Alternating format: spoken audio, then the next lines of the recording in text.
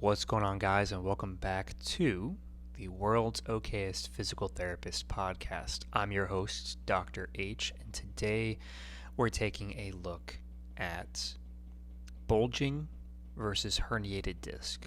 What's the difference, and how does PT perceive both, address both, and then maybe we'll get a little bit into types of research studies, because that's going to be important to talk about too. But first, as always, please don't forget to check out the Patreon.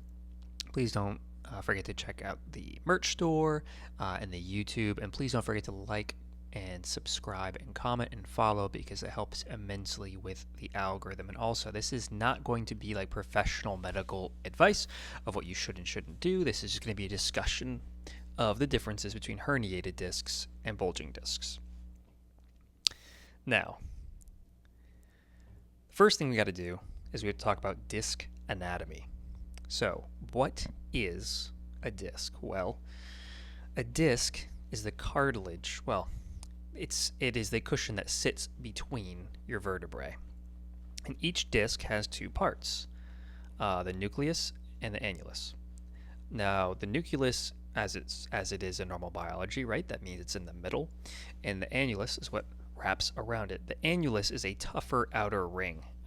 If I remember correctly from physical therapy school now, which is going a little bit back, there's at least 3 different layers of external connective tissue that tries to hold that together, and they kind of just go in different directions. So you have one diagonally going one way, one diagonally going the other way, and then one wrapping around parallel, if I remember right. There's probably more than that, but that's the 3 general ones that I remember off the top of my head.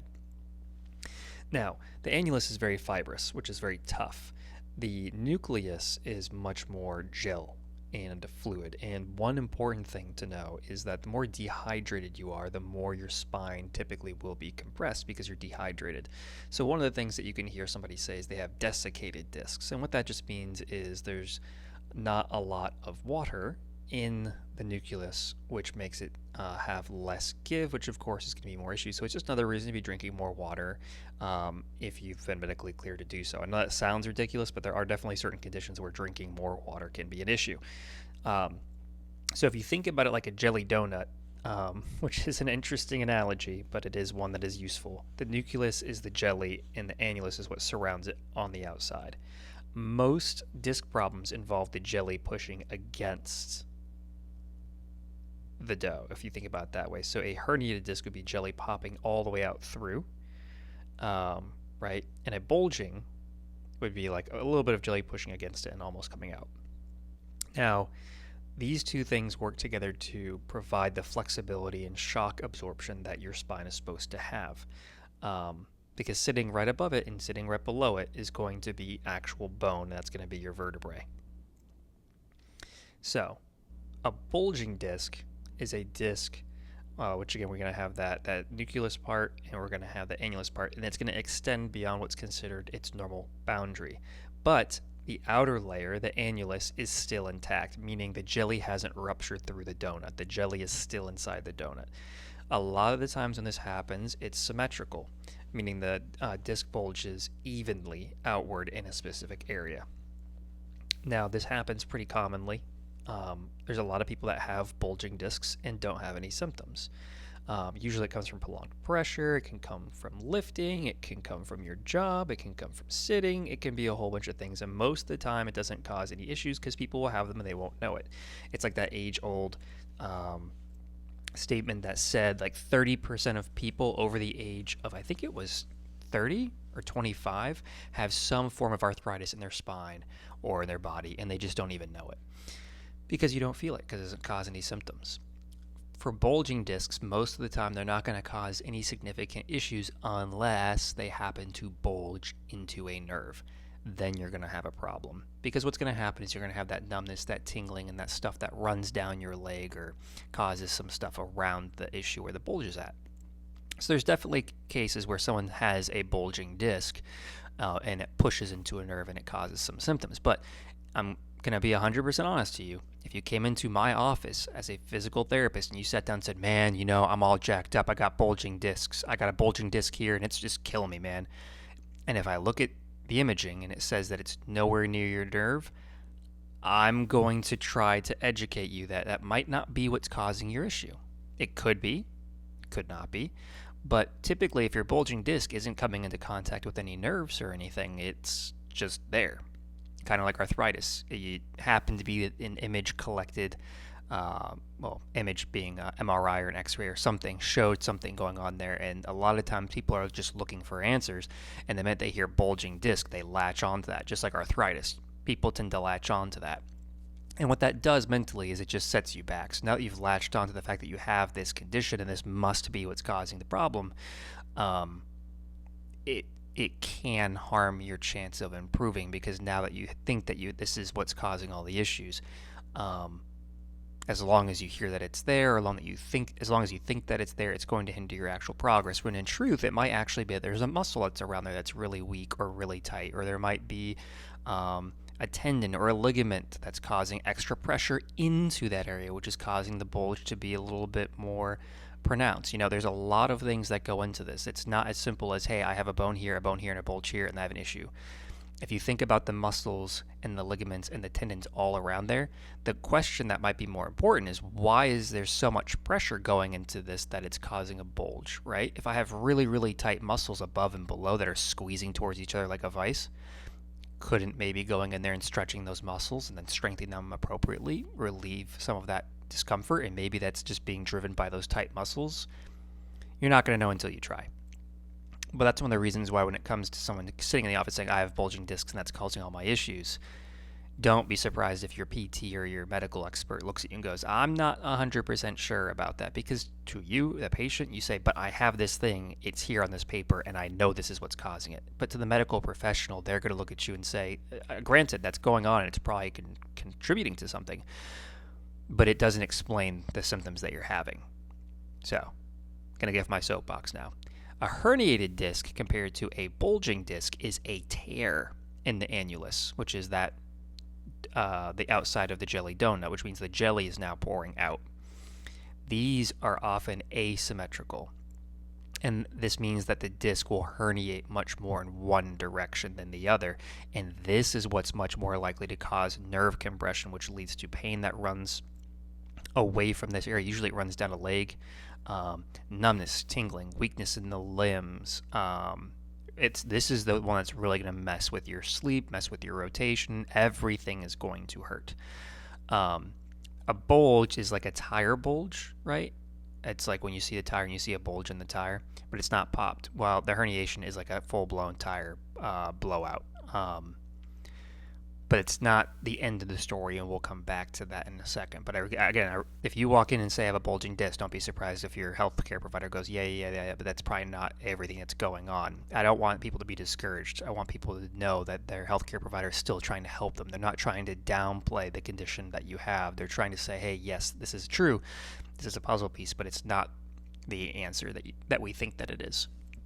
Versus a herniated disc. A herniated disc is a much more significant issue, and it will definitely hurt, and then everybody will tell you, oh, I'm so sorry this happened, this is going to be rough.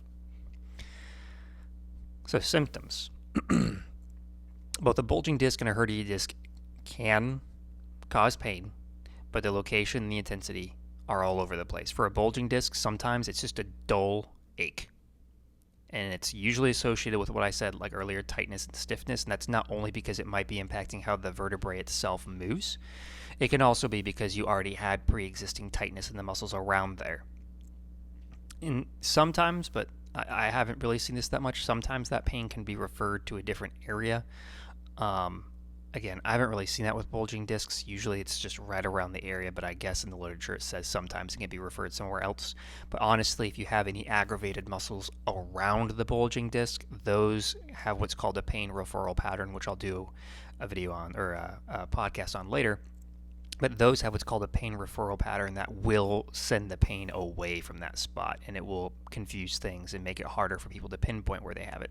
So a bulging disc, usually it's a dull ache. Usually you have tightness and stiffness right around that area too, and sometimes it refers the pain away, but I've seen in my experience that's usually more the muscles around that that's sending the pain elsewhere, not the actual bulging disc. But again, if it's happening to press on a nerve, you're probably going to get a little bit of referred discomfort and pain some places. A herniated disc is a sharp shooting pain, usually in the spot, and either down the legs or if I guess it's in the arms, it could be down the arms as well. Usually it comes with numbness, with tingling. Sometimes it feels like a zing, and it usually, almost always, I've never not seen this. It almost always comes with muscle weakness. In fact, it's not uncommon to see someone have a herniated disc and they come into the clinic with a cane. And another telltale sign is, coughing or sneezing will definitely make the pain worse. There's nothing more unfortunate than having a herniated disc and then you have a sneezing or coughing fit because there's just nothing you're going to be able to do but be in pain. Now, there's some things that are really important here, right? So we talked about that. But say, for example, that you have loss of bowel or bladder control. So that's number 1 and number 2. If you can't control number 1 or number 2 and it just happens, that is an immediate reason to go and talk to your doctor. If you have severe weakness, meaning you can't use your arms or you can't use your legs, that's a sign to call your doctor immediately. If you have what's called saddle anesthesia, which means numbness and tingling on the inside of your thighs, almost like if you were sitting on a horse and that's where the saddle would touch your legs. Again, a reason to immediately talk to your medical professional, call the doctor right away, because these are signs of something called cauda equina, which we're not going to go into right now, but that would be the thing that you'd want to tell your doctor is that, hey, I have lost bowel and bladder control, I have weakness in my legs, and I have numbness and tingling on the inside of my thighs running down my legs. I think, from what I understand, this looks like cauda equina syndrome. Really important. Cauda equina is different than a herniated disc, so that's something I want to touch on here. So, how does physical therapy treat both? Because you might be thinking you're in so much pain with a herniated disc, you don't want to do PT, and you would be wrong. So, physical therapy helps reduce the pain, improve movement, like we've talked about, range of motion, and it can sometimes help with nerve impingement. So, PT for a bulging disc. What's going to happen? The PT is going to do their assessment as normal.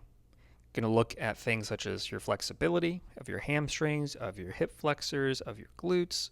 Going to take a look at your thoracic spine rotation, your lumbar rotation, your cervical rotation, all those things, flexion, extension, all of it. And then they're going to go in and they're going to use manual therapy trying to release any trigger points or any tight muscles that might be causing extra compression. They're going to focus on getting you your active range of motion back, and they're going to look at strengthening things.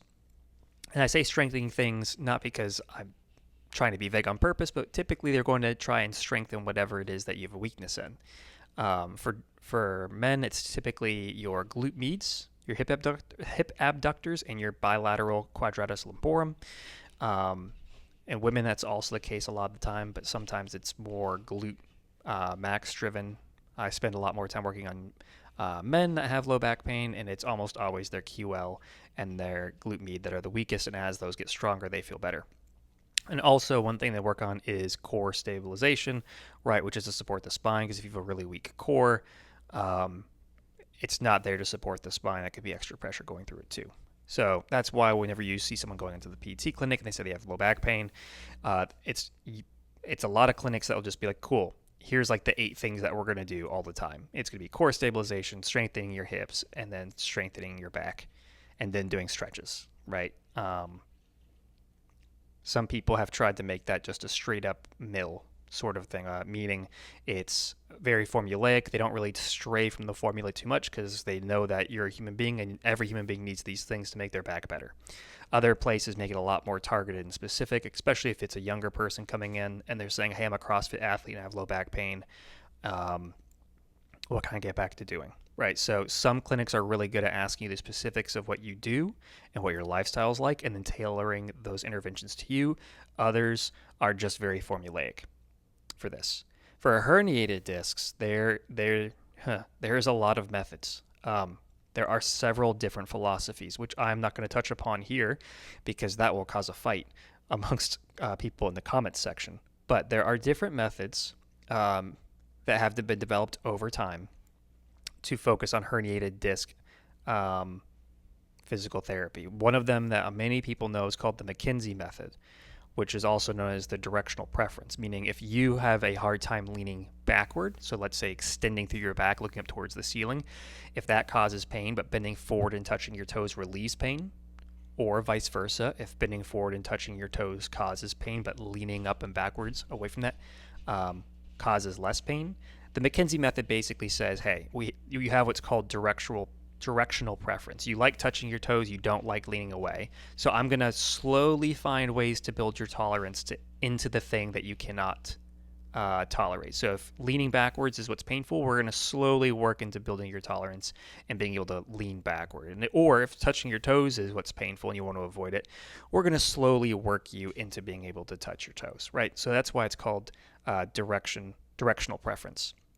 There's also other things such as like nerve flossing, which is going in there and trying to get the nerve to move, which physical therapy is really good at. Pain control, right? So modalities, heat, ice, TENS, distraction, which is another good one. That's not me sitting there reading you a book, but it means literally going in and causing a gap, putting tension on the spine and trying to pull it apart to alleviate some of that tension in the spine. So it's if you ever gone to a physical therapy clinic and you see someone laying on a bed and they have like a cable attached to them and a belt on, and the cable is pulling through the belt, and there's like a machine that looks like a winch at one end of the table, what's happening is that winch is trying to pull that cable through the belt to pull the patient's hips to create a little bit of a distraction force, a pulling apart, if you will, of the lumbar, thoracic, and not so much the cervical spine, but more lumbar and thoracic spine to try and offload that joint and get a little bit of relief for the patient. One of the other things for herniated discs that's still going to happen is progressive loading. So once the symptoms tone down, the low back pain comes down, what the physical therapist, this is where they really shine, is they're going to try and find a way to load you, to get you to do activities, strengthening or functional or range of motion or otherwise, to improve your low back pain or wherever it is. Usually it's the low back pain for herniated discs, to get you to do what you can do into tolerance, to build strength and stability. And that's going to be a whole range of things, which is why I'm not going into specifics here. So with herniated discs, early motion is really, really important, and physical therapists shine at helping determine what the right motion is after they evaluate you. That's why a PT's skilled evaluation early on with a herniated disc is crucial. So what does the research say? Well, a lot of people think that if you have a herniated disc, that means surgery, and that's not always true by any stretch of the imagination. Now, depending on who you talk to, there's some people that say upwards of 90% of lumbar disc herniations improve over time with what they call conservative care, which is things that are not surgery.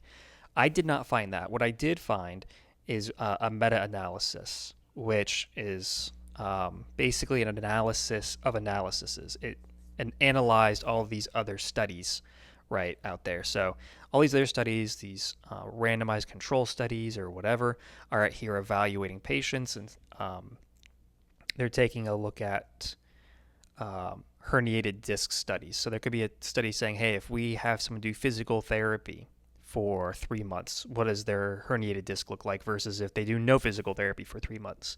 And there'll be a different study that says we did the McKenzie approach with physical therapy versus the other approach with physical therapy, which herniated disc group did better. There's all sorts of crazy studies out there. And so what a meta-analysis does is take stock of all of those studies, evaluate them, decide which ones are the most credible and the most reliable, and then it evaluates and assesses them. And what they found, I'm going to quote you here from the authors. We initiated a search for the period of January 1990 to December 2015 using several different libraries, but they use PubMed, Embase, and Cochrane Library. 2 independent reviewers examined the relevant reports, and the references from these reports were also searched for additional trials using the criteria established, which is their established criteria is what they decided to use in order to decide which reports they would incorporate and which ones they would not. which I'm not going to bore you with. But basically, what this is saying, they have two people that went through from January 1990 to December 2015, and they evaluated it and said, okay, let's take a look at these and let's evaluate which ones we're going to use just to double check them. And what they found is that the overall incidence of what they called spontaneous reabsorption was 66%. The incidence in the United Kingdom was 82.9%, while in Japan it was 62.5%. So that's just two different countries that they happen to include because that was probably what they were pulling a lot of their research from. But you can see that means I guess what they did is they averaged the two. I don't know. But they walked away by saying 66% of herniated discs improved with conservative care. And this is what is kind of cool about this. This is the geeky, nerdy science part, because it kind of runs contrary to what you would think. But I want to make sure I can find this real quick for you because I really want to quote this. No, not that one.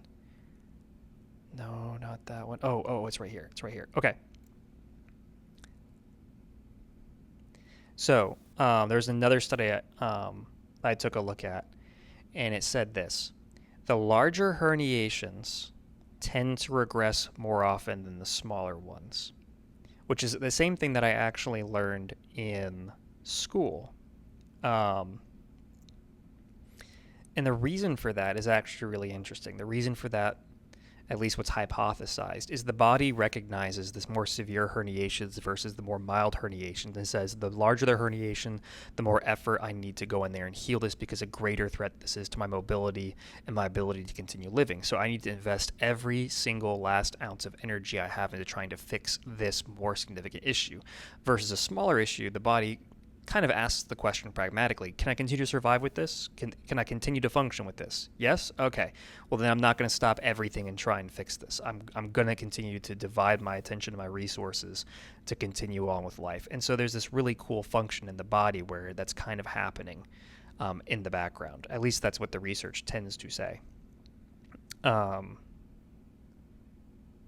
So let's go back to the podcast here. Sorry for that segue, but I thought it was really cool. So, one thing to take away here too is those MRI findings that we talked about earlier. If you have a herniated disc, it's probably going to track. You're going to say, oh yeah, this MRI finding shows a herniated disc going in this direction, impacting these nerve roots. Probably going to make a lot of sense. Versus if you have a bulging disc and the MRI says bulging disc, that might not be concurrent. That might not agree with what your symptoms that you're telling everybody you have is. So, don't want people to get discouraged, but sometimes imaging isn't everything.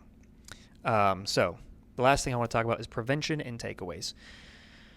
So one thing that you can do to help prevent the risk of these things is to get up and to walk, to take walking breaks every 30 to 45 minutes. One of the number one things that is agreed upon by everybody that improves this low back pain across the board is walking for 14 minutes or more. That's it. Just walking, spending time upright, because the human body was designed to be upright and to be walking. So spending 14 minutes walking around every hour, not a bad idea. Strengthening your core muscles. Oh gosh, I wish everybody did core. I wish everybody did Pilates. I wish I could do Pilates. I can't do Pilates, but I wish I could. If everybody strengthened their core, things would be better. Hinging mechanics, right? So everybody wants to hinge to pick something up, but usually you'll hear people say, don't hinge, you should squat. Squatting is much more safer for the back. And I tend to fall in and agree with that. Hinging is something that puts a lot of extra load on your back. Squatting is always better, but guess what that means? In order to squat efficiently, you should probably be working out and working on your squat. And then stretch, like I said earlier, kind of with Pilates. I wish everybody did yoga too. I wish I did yoga. I wish all of us had the whole time in the whole world to do these things. But the truth is, if you just stretched every other day for 5 to 10 minutes at a time, which I'm pretty sure everybody can find, and you stretch your hips, you're going to reduce a lot of tension going into your low back, especially if you're a man. I have to do stretching all the time to keep my low back from tightening up. And if I do strengthening my core muscles and strengthening of my hips, like side planks and stuff, I'm setting myself up for good success. And then staying active, so exercising, finding muscular imbalances and improving them. Of course, all of the aforementioned things I just said about tips are predicated and based on the assumption you've been cleared by a medical professional to do those things, right? You shouldn't be exercising unless you've been cleared by a medical professional to do so. But these are all tips and tricks in order to reduce your chance of having significant back pain later in life. So let's recap. Bulging discs are common.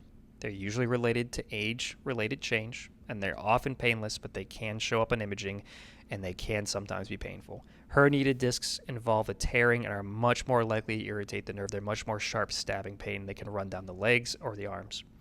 Both respond very well to conservative care, just like physical therapy, and like we talked about, that meta-analysis of 66%, and that was by, real quick, just in case you're interested, I'm not going to try and pronounce their names, actually. I'm just going to post it in the podcast.